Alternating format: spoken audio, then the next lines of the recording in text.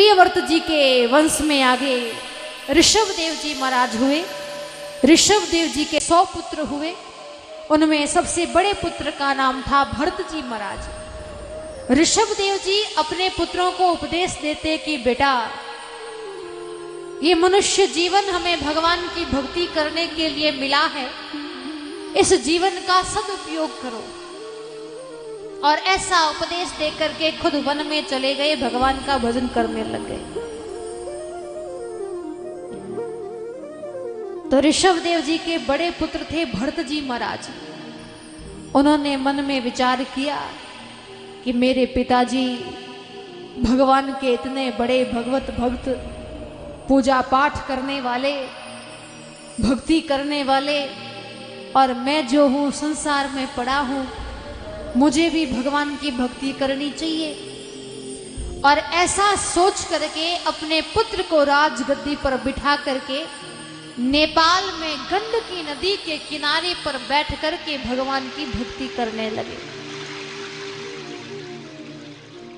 एक बार की बात, नदी के किनारे पर बैठ करके माला का जाप कर रहे थे। उसी समय एक गर्भवती हिरणी पानी पीने के लिए आई। उसने पानी पिया। उसी समय एक शेर के गरजने की आवाज सुनाई दी। हिरणी घबरा गई। हिरणी ने सोचा कि नदी थोड़ी सी चौड़ी है, मैं अभी छलांग मारूंगी तो दूसरे किनारे पर पहुंच जाऊंगी। हिरणी ने छलांग मारी, बीच नदी में पहुंची। उसी समय उसके बच्चे ने जन्म ले लिया। उसका बच्चा तो पानी में गिर गया। हिरणी तो दूसरे किनारे पर पहुंच गई और वो तो मर गई। जब ये दृश्य भरत जी ने देखा तो मन में दया आ गई। हे भगवान, ये हिरणी का बच्चा पानी में गिर गया, ये मर जाएगा, ये डूब जाएगा, कौन इसकी रक्षा करेगा। तुरंत माला गले में डाली, नदी में छलांग मारी, उस हिरणी के बच्चे को गोदी में उठा लिया, आश्रम में लेकर के आए, दूध पिलाया। भरत जी ने ये क्या किया?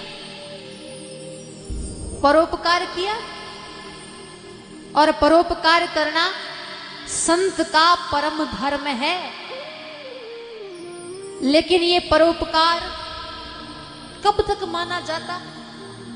जब हिरणी का बच्चा थोड़ा सा बड़ा होता, उसे जंगल में छोड़ देते और कहते, भाई तुम तुम्हारे और हम हमारे।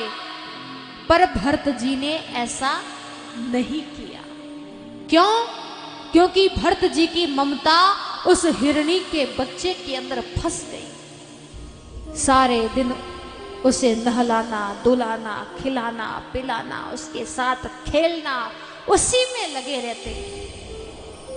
जो हर रोज 8-8 घंटा लगातार माला का जाप करते थे, आज मुश्किल से आधा घंटा भी माला का जाप नहीं कर सकते।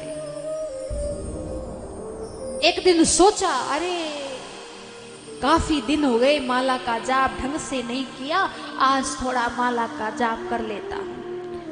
आसन पर बैठे समाधि लगाई। हिरणी का बच्चा आश्रम के बाहर खेल रहा था। संयोगवश आश्रम के आगे से हिरणों का झुंड निकला। आपरे जड़ा प्राणियों ने देखिया तो हिरणी रो बच्चो हिरणारे साथे चलो गयो। थोड़ी देर बाद में भरत जी की समाधि टूटी। आश्रम के अंदर देखा, आश्रम के बाहर देखा, गंडकी नदी के किनारे पर देखा, जंगल में देखा, हिरणी का बच्चा कहीं पर भी नहीं मिला। मन बहुत दुखी हुआ।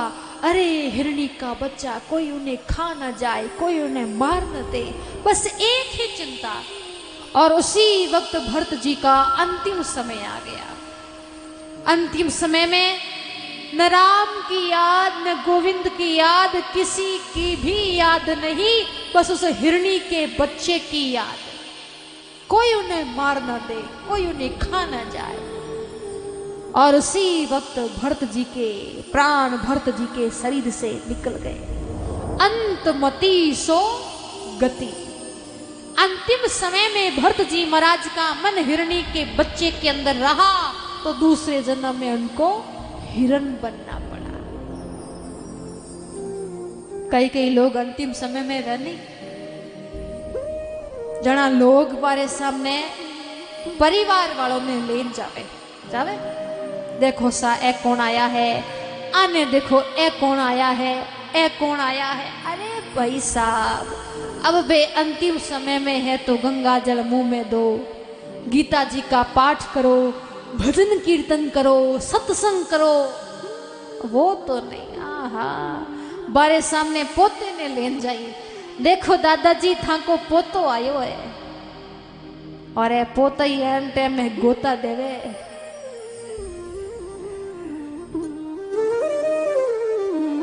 ओ थारा पोता, ओ थारा पोता देवेला गोता बताओ बिरा।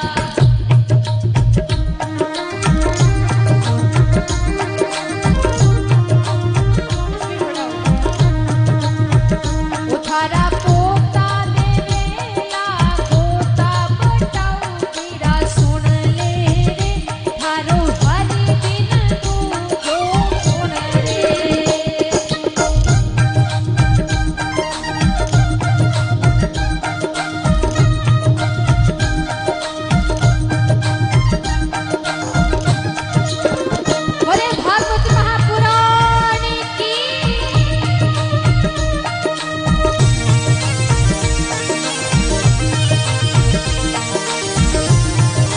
दोनों हाथ पर ताली बजाते हुए झूमते हुए आनंद लेते हुए।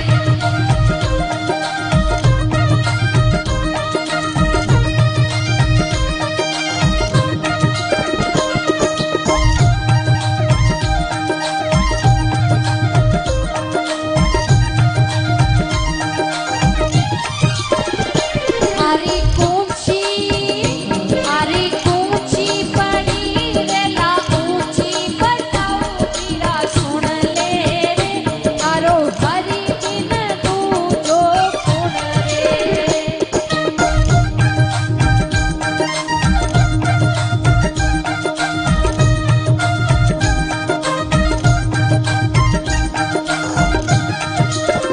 ओ थारा पोता देवेला गोता बताओ बिरा। सुन ले रे थारो हरि बिन तू जो सुन रे।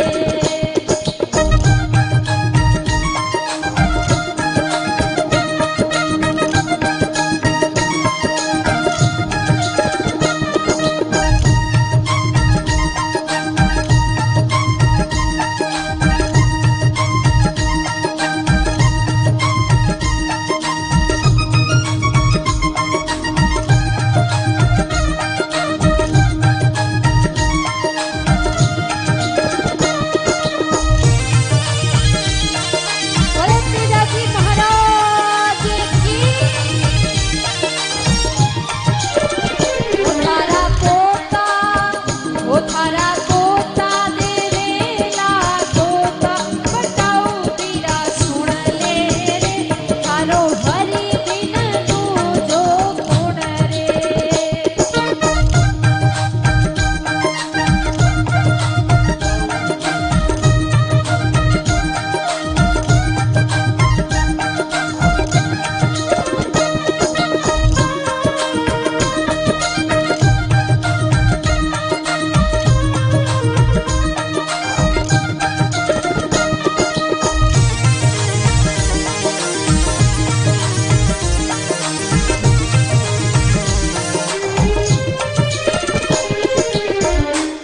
बोले सांवरिया सेठ की।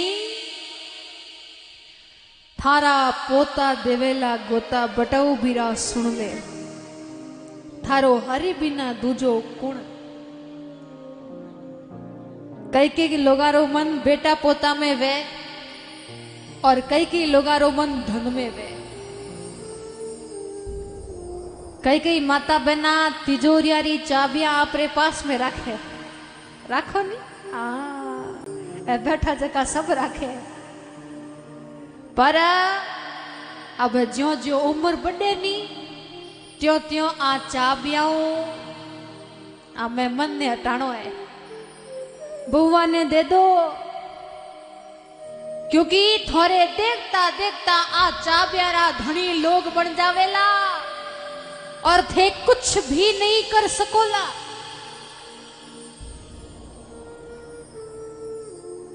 कई कई माता बहना ने मैं केवा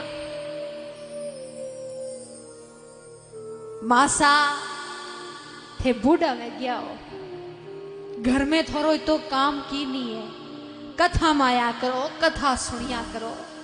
कई कई बूढ़ी बूढ़ी डोकरिया के नी मरा कथा में नहीं आई जे महाराजो मैं तुम्हारे पोते ने रखूं, बहुत ध्यान को नहीं देवे महाराज ना छोरो रोवे गणो, और छोरो रोवे जनो महाराज मारो काल जो गणो पड़े, मारो पोतो मारे बिना नहीं रहे।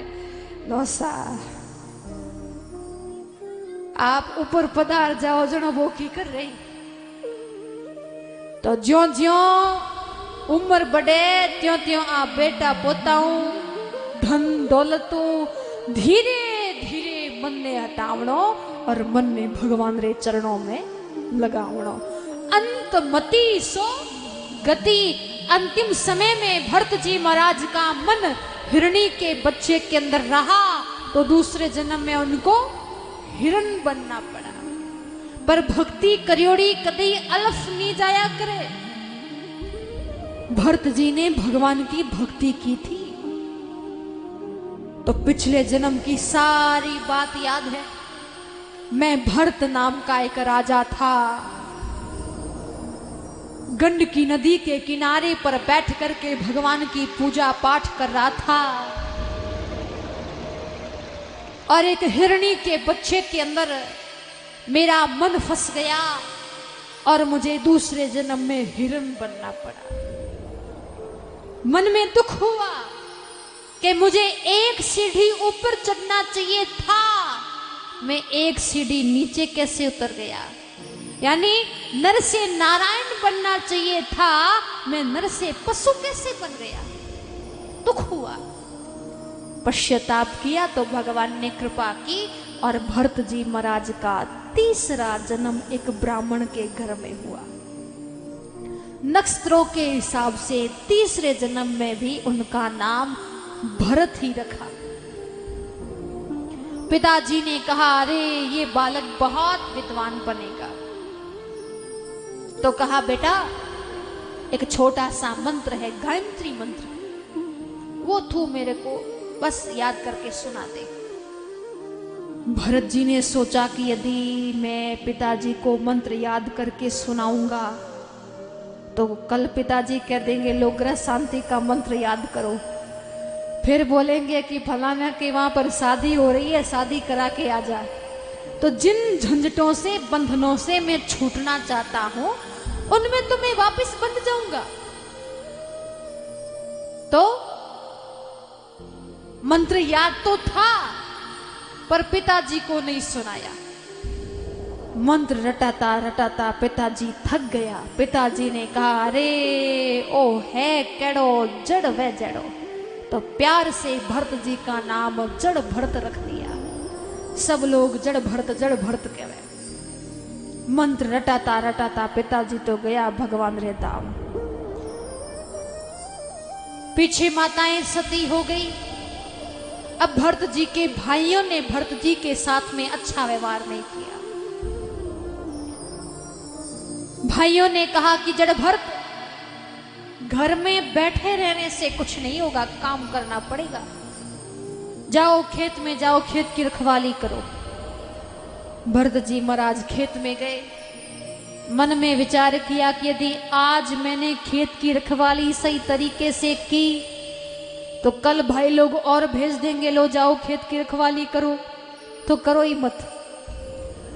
अब गायें आ रही है, फसल को खा रही है, चिड़िया आ रही है, चुग रही है, किसी को मना ही नहीं कर रहे हैं। राम जी की चिड़िया, राम जी रा खेत, खाओ ही चिड़िया भर भर पेट। अरे खाने वाला राम, खिलाने वाला राम, तो फिर रोकने का मेरा क्या काम। आराम से बैठे हैं वट वृक्ष के नीचे, फसल बर्बाद हो रही है।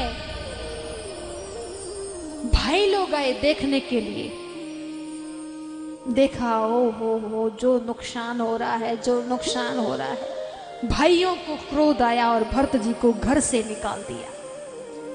अब भरत जी महाराज जंगल में गए और जंगल में जाकर के तपस्या करने लगे।